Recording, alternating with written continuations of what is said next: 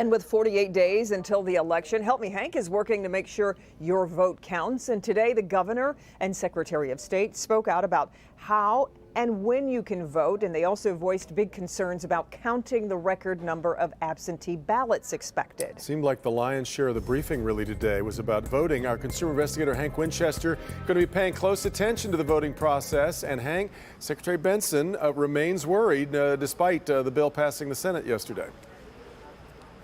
Devin, she's very concerned, and insiders will tell you she has every right to be worried because, as you mentioned, we could look at a record turnout regarding absentee voters for November, and the state of Michigan simply may not be ready.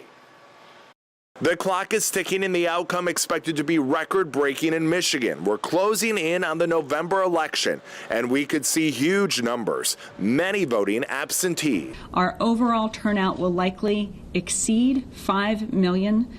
And we're also on track to have more people voting prior to Election Day than ever before. There are more options than ever before to make your voice heard. You can begin voting September 24th at your local clerk's office. That's also the day absentee ballots will begin to be mailed out. Of course, if that's not your thing, no worries. The polls will be open on Election Day despite the pandemic, and precautions are being taken to make sure everyone is safe. You have a right to have your ballot mailed to you.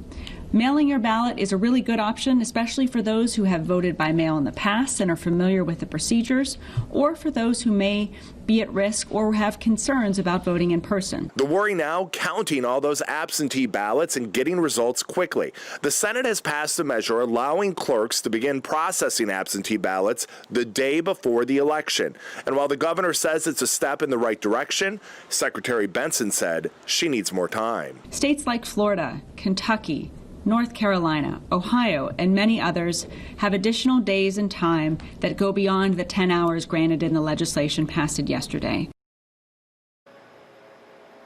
Back out here live, so the secretary hoping that she does get extra time, but again, the clock is ticking. This all has to happen very quickly, and as a result of everything going on, including obviously the pandemic, we know many of you have concerns about making your vote count, and that's why we are doing everything to help ensure that you are able to vote safely and effectively this fall. If you have any questions or issues regarding the process, we encourage you to reach out to the Help Me Hank team. We're going to be tracking problems throughout the election cycle and any issues to help make sure that all of you have an opportunity to vote. Again, if you have any issues or concerns, just reach out to me directly. We're live here tonight. Hank Winchester, Help Me Hank.